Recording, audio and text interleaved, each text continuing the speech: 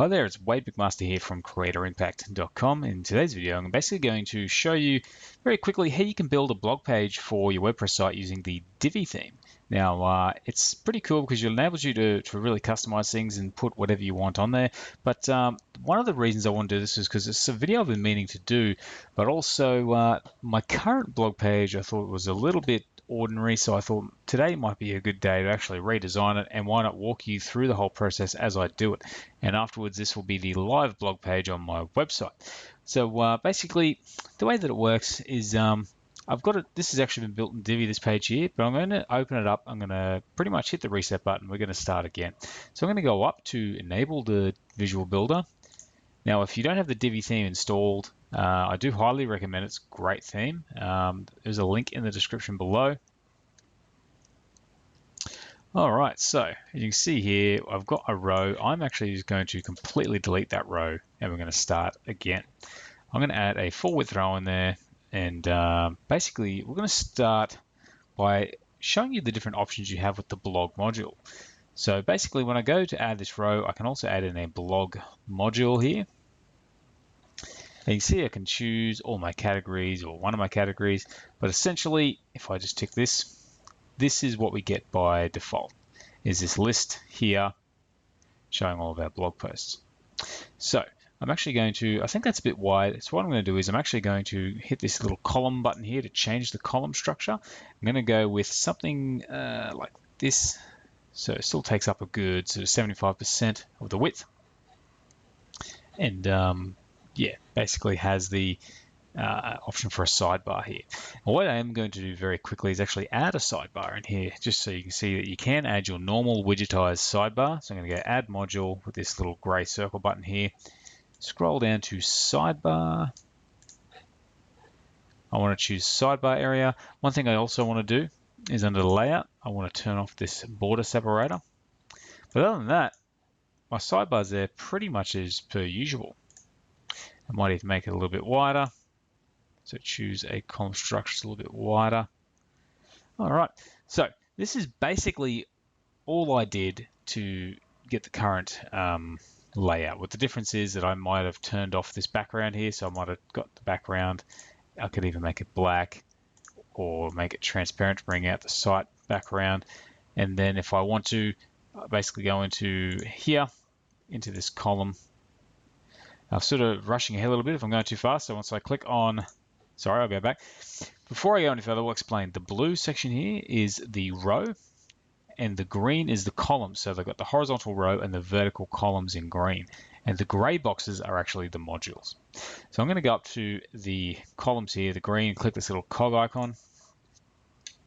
And on the first column here at the top, I'm going to click the cog there. I'm going to change the background to white. And this is essentially showing you how I got the last one. Now what I can also do is go into the design settings over here on the left, go to spacing, and I'm going to add some padding. I'm going to add, say, 30 pixels around everything. So the padding is what shows up inside the box. If I create a margin, which isn't available here anyway, it creates space around the outside. I'm going to tick that. And I mean, that more or less is very quickly how I created my other one with a few minor differences.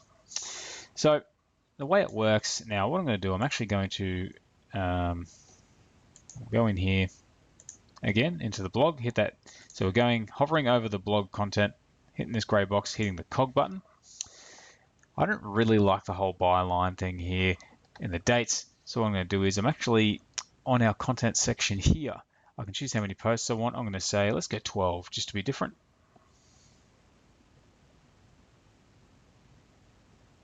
And I'm going to scroll down. You see here, I can turn off the post excerpts if I want to.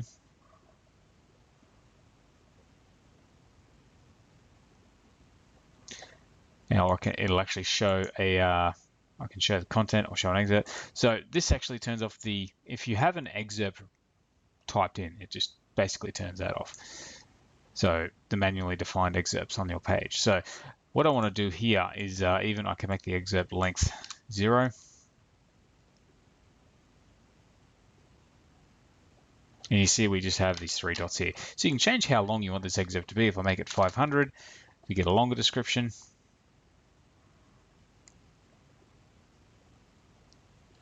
So we can sort of change the length of that there in the excerpt length. So I'm going to go back to 270, which is the default. But I'm sort of getting a little bit sidetracked. So if I keep going down here, you see we've got elements. So if I click on elements, we have all of these options here. I can turn off the featured image. This does take a little while to load every time I do it. But I do want to keep that. So what I'm going to do, I'm going to turn the image back on and turn off the byline very quickly. So I'm going to turn that off and turn off the author, the date, and the categories. And now you see we just got the name, the text, and the image. But before you notice, I did have a read more button here. So I am going to turn that read more button on.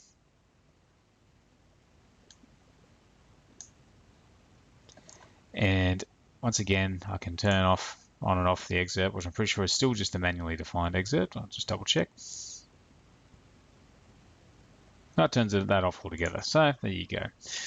All right, you can also turn on the comment count if you want. I'm not a huge fan of doing that necessarily, but just to show you how it looks, you can do that and show how many comments you have.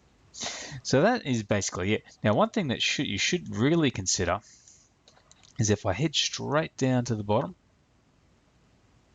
is I have older entries here. That is the pagination. If I turn that off, people won't be able to go back and see my older blog posts. Now, in most cases, you want to keep that turned on, but there may be the odd scenario where you don't want to. Maybe you'd prefer to link to the archives instead. I don't know, it's pretty much up to you on that stage, but that's just another thing worth noting. And you have a few other basic options here. So module link URL, if you want to add a link to the whole module, not recommended if you want people to be able to access your posts. Can change the background if I want to say yellow. So each blog post has a yellow background. I'm just going to turn that off. And the admin label is just a name you give it to be able to find it on the back-end editor. But basically, those are your options for what to display. Now, the other thing too is this read more section here is a bit funny. I did a little bit of custom CSS code on this, which is sort of playing with it a bit. But what I'm about to do should work without that and won't be affected, because I can go to my design tab here. Once again, I can change the layout, which I'll get back to in a minute.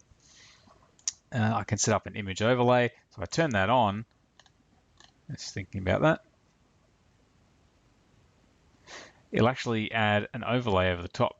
So I can change the icon color to blue. So when they hover over the blog post, they get a little overlay. And I can change that to, some kind of icon. Could be read more or something like that. Who knows? But, you can change the icon. You can change to a play symbol if it happens to be like a video-based blog that you're running.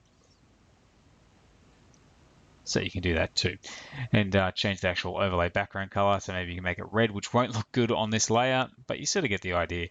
So the overlay is a pretty cool little feature you can add there. And you can round the corners of your image. So if I want to, I can make the top left corner 20. And you'll see, well, it's actually all linked, so it doesn't more. So we get a nice rounded corner effect. So you do have a lot of options here. You can add a border.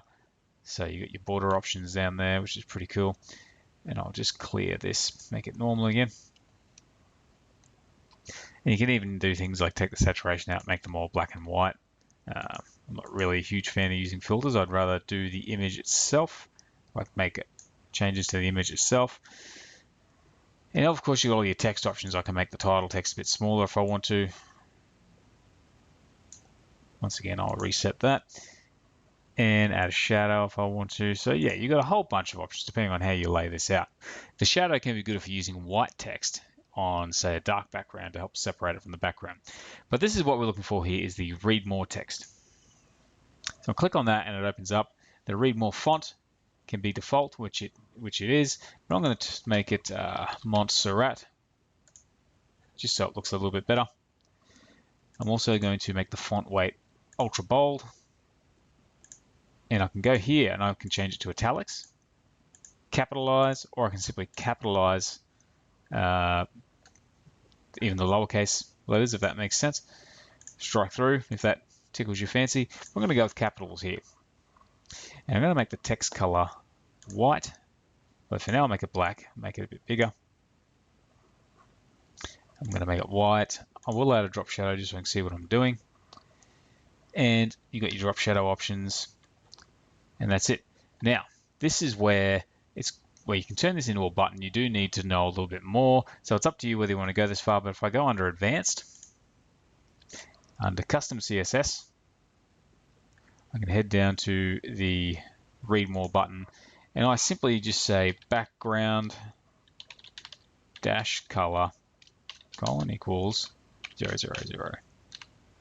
I then say the padding.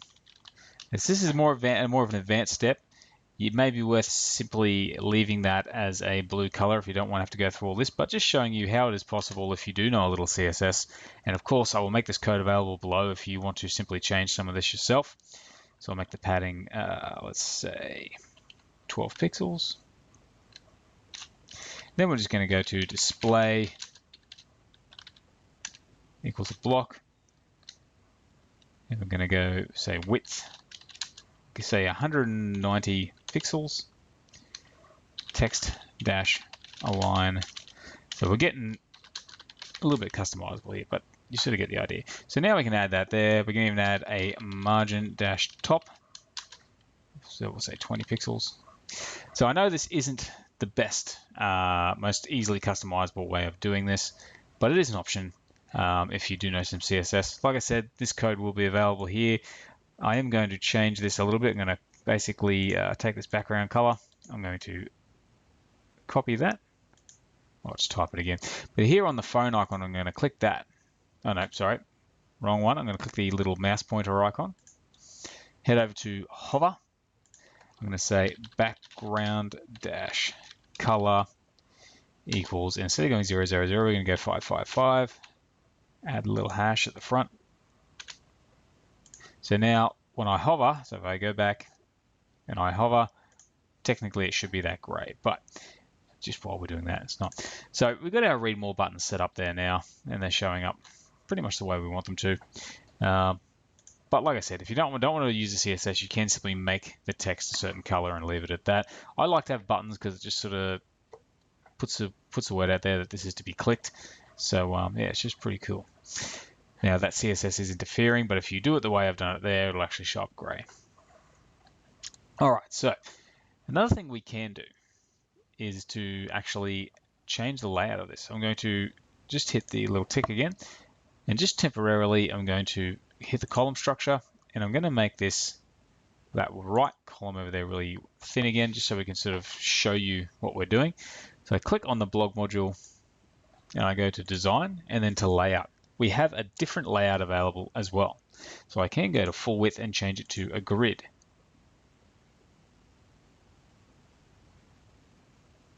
You see now we have this grid going down the page of our posts. And if we make the content even wider, so if I make this one single column, we actually get 3 across, and we get this nice setup like that. So that could be cool if you are inclined in such a way. If you want to, what I can do is I'll just hit undo for a sec. I'm going to go in. I'm going to make this normal. I'm going to say layout is, design, layout, full width. But I'm going to make the content only show 3 posts.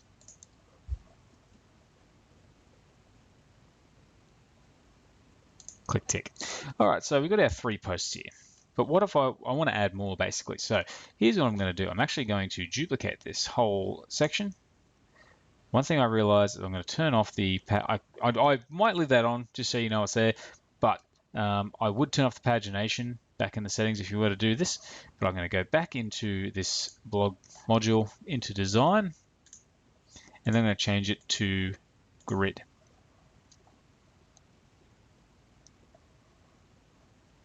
So here's where it's cool. I can go under my content over here, and I can offset somewhere, post offset number. So you see here, we've got scheduling, popular blog designs, and blog design. So those are the first 3 here also, which we don't want.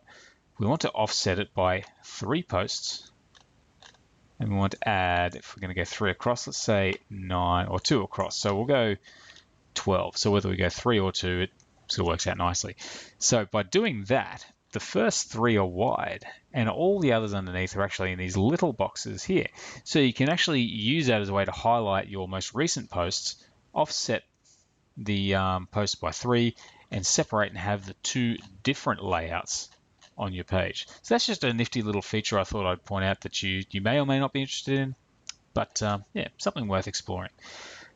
All right, so for now I am going to delete this one and turn these 3 blog posts back into a full, we'll go 12 again.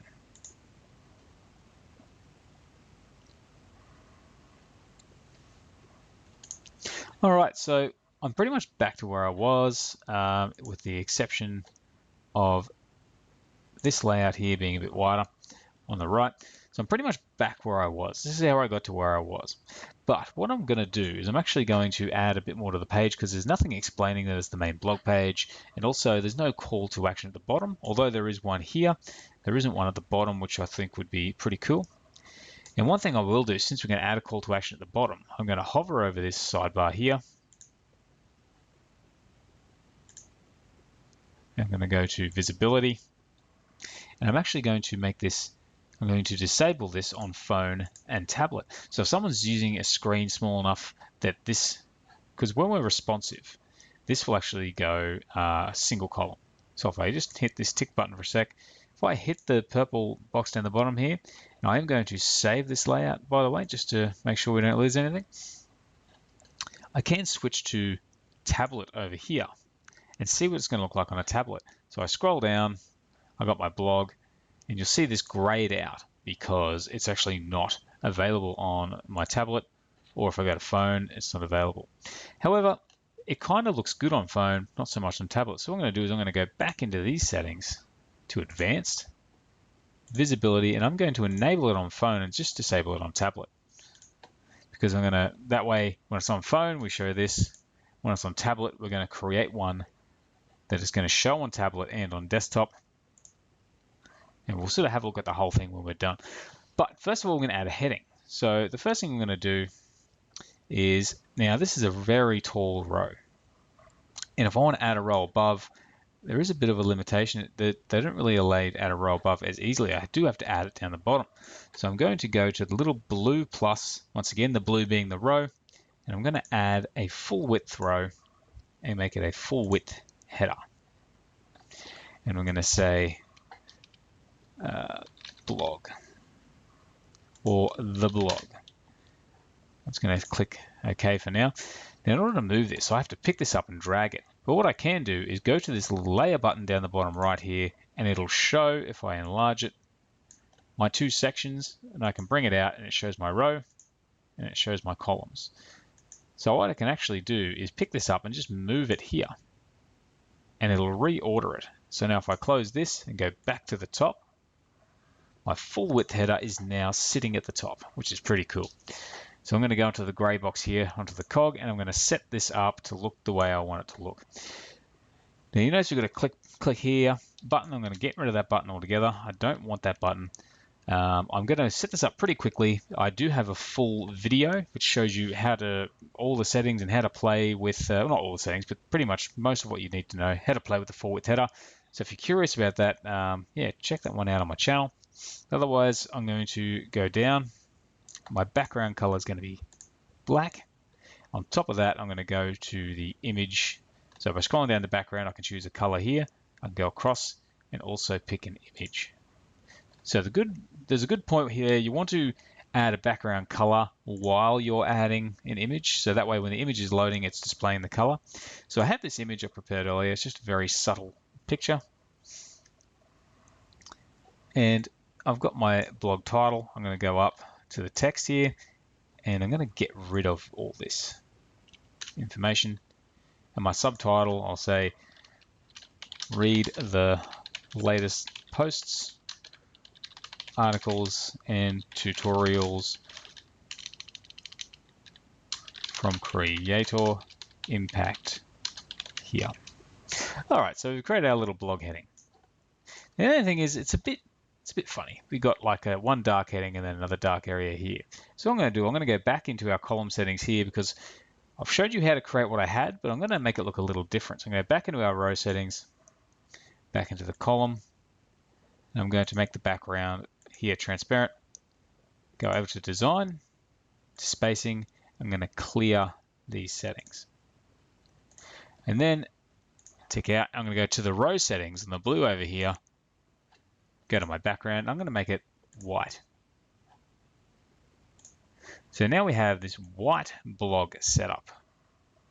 And I'm going to do something with this area here just to make it look a little bit better. Although now I'm designing this on the fly, I haven't really, apart from this background image, I haven't done a lot of thinking.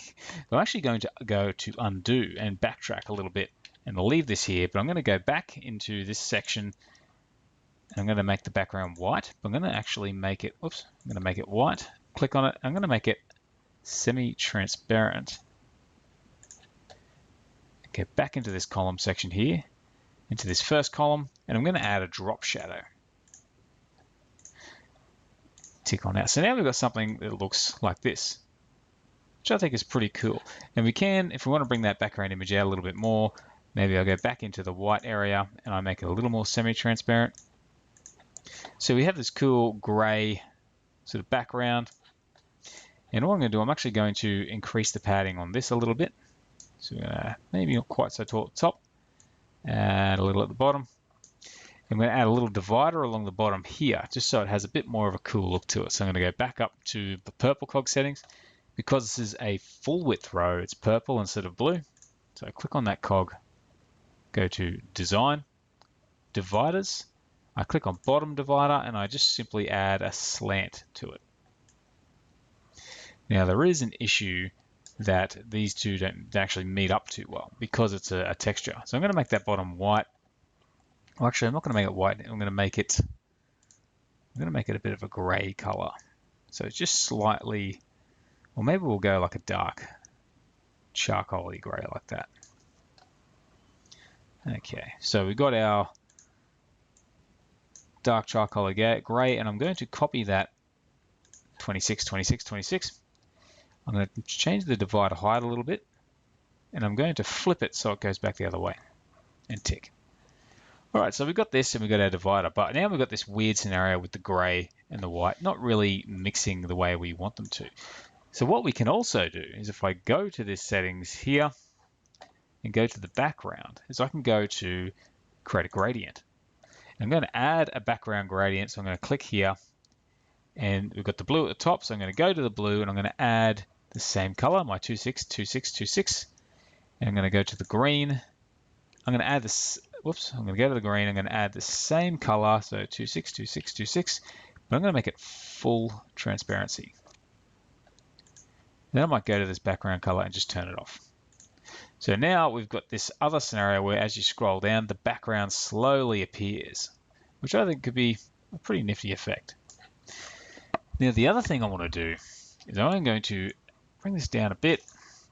I kind of don't like the way this sits. There's a big gap there. I'm going to actually take this section here and I'm going to click the cog icon. And another cool effect we can do is to go into the design and then go to spacing and to the margin. I'm going to type in -100 and see where we land. Okay, so you can actually move that up. The only problem is it does sort of cut behind the divider, so I don't think that's going to work as well as we'd like. But what we can do, I'm pretty sure, is go to visibility, position, and move our Z index forward. So now it sits above. So by moving into advanced and visibility, we can take our Z index, move that back. See how it disappears behind the gradient there? It's actually changing the position as it's layered on the page. So I want this to be right at the top. Go back to design, back into my spacing, and I might just simply play with that. I might make it about -130 pixels. Keep it ticking on up. And click OK. All right, so it's starting to sort of shape up and look pretty good. You see we've got our header. You scroll down, we've got our gradient, like that. I do think it takes a little while for that gradient to fade, so I am going to adjust it a bit more. So go to background And the gradient here, I'm going to actually have the end position be a lot higher. So we scroll down, it disappears a lot quicker. So we're looking pretty good at the moment. I'm going to save my changes. Now what you see here is what I'm going to actually have on the website. So I'm going to scroll down the bottom. And just to finish this off, I'm going to add a call to action at the bottom of this area here. So I'm going to basically click this gray module, add my call to action. I'm going to say, want to learn how to get started. And I'm going to add some text over here on the right. Just so you can see what I'm doing, I'm going to make the background black because this is basically what I'm looking to do. I'm going to say, learn how to start a website. Get onto social media and grow your brand online. And then I'm going to basically go to my link. And where it says button link here, I don't have the URL on me, but I can go to dynamic content over here, go to page link and type in start. There we go. It can be a little bit buggy at times, but you get there. Start here. Boom. Tick. Now I might customize this text a little bit. Maybe I'll say get started. So now we have our call to action sitting at the bottom of the page, which is pretty nifty. And like I said before, we're going to adjust it so that it doesn't show up on phone. So that way we got this showing up on desktop and tablet. Once again, I can change the background and add an image. So I might do that. So we might choose something.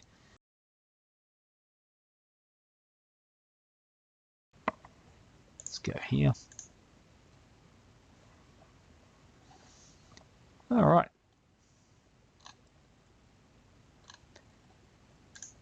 So now we're basically good to go. So I've created, well, actually, no, sorry, I got ahead of myself here. We want to turn this off on tablet. So I'm going to bring up that box, go to advanced, visibility, and I'm going to turn it off on tablet. So we're going to check this out, make sure this is all turned off. But one thing you're probably going to notice when we have a look at this is that things aren't necessarily going to be perfect. When we go to tablet and phone, we may have to make some adjustments. It might be perfect and maybe we can just simply work with it from there. But generally speaking, you're going to have to make some adjustments. I'm going to show you basically how that works. So let's go to tablet view here. So if you don't see this, all you have to do is go down the bottom to your purple circle, click that, it opens up and you've got your desktop, tablet and phone view. Now the first thing is the tablet view already looks pretty good. We've got our navigation at the top. We've got blog, read the latest posts, articles, tutorials from Creator Impact here. We scroll down. Once again, that background slowly appears. And this is turned off. Whoops, I've actually done it the wrong way around. I'm a little bit brain dead, but that's all right. Under visibility, just shows you how effective it is. I turn off tablet and I turn it off on phone. So I want to disable this on phone, but keep it on tablet and desktop. So now our call to action calls up here.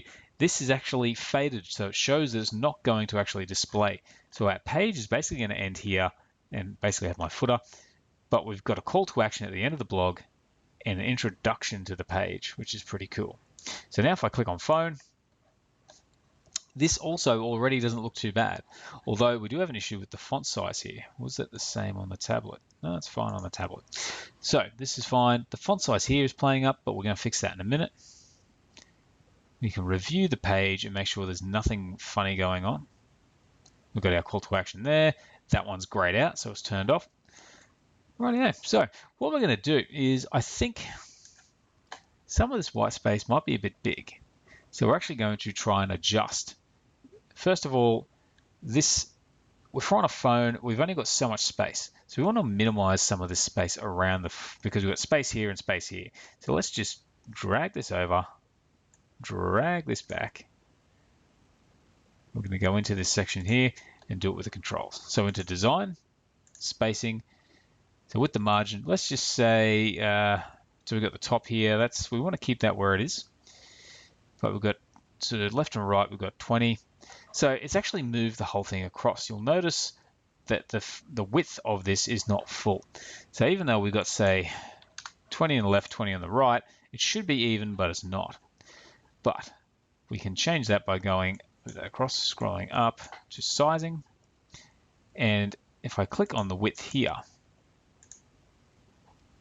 whoops, click on the little phone icon, I can change the desktop, phone, and tablet. So I'm going to basically make this, we'll say 90%.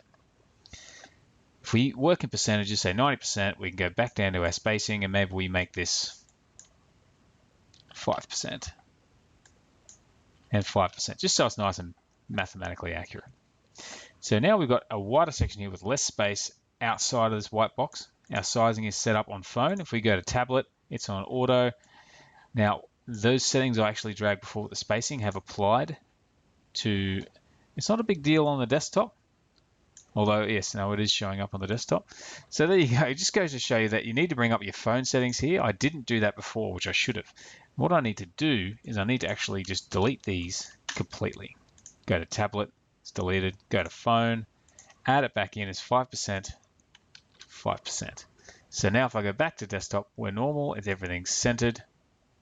If I go to tablet, you'll see it's all centered. Looks nice. If I go to phone, we've got our smaller section. So that's my mistake. It shows if you don't turn this phone icon on, it just has global settings. But by turning that on, I'm able to apply this just to the phone layout. And once again, I'm going to go down to padding, click on phone. Now the desktop, I want to leave it as is. Phone, I'm going to make this, say, 10 pixels, 10 pixels, maybe even less. As you can see, that's getting bigger. We'll call it, we'll say 3, and we'll go 5 and 5. And so we just sort of minimize that space so we got a bit more room. Now, the final thing we've got to fix is the size of the font here. Everything else on the page, if we scroll down the bottom, that's looking good. We go up the top, looking good. It's just this title font. Once again, I go to the gray box here, design. I go to title text. So this is clicking on the blog post module, going to design, and then title text. You see the title text size is currently sitting at 18. If I click the phone icon, I can adjust the phone text directly and move it up, make it just a bit bigger. But if I go across the tablet, it's still normal. Desktop, it says 18, but I've actually enlarged this in the Divi customizer settings, so it's actually drawing from the default. If I go down, it decreases dramatically. I go up. As you can see, we can move it up from there. But I'm actually going to just clear that altogether. So tablet, fine. And now phone, we've got a decent sized bit of text there. All right, so we're basically good to go. Someone lands on the website on their phone, which at least half of our visitors these days generally do. This is what they're going to see. Although maybe this, if I just bring this up again, I'm going to click on this full width header module here, go to design, down to spacing. You notice if we bring up the phone icon again, the top and bottom spacing is a bit radical. So we're going to go 45, 75, and just make it a little bit more doable. Okay, so this is our phone layout. We've got our featured images, people can read more. We're pretty much perfectly set, ready to go. Tablet, everything's looking good again. We've got our full width list of, once again, this is hidden. And desktop, things are looking the way we want. This is actually from another video, the fixed sidebar image, so another video worth checking out. And yeah, our blog is basically good to go. So that's how you build a blog page. I'm just going to click save on that.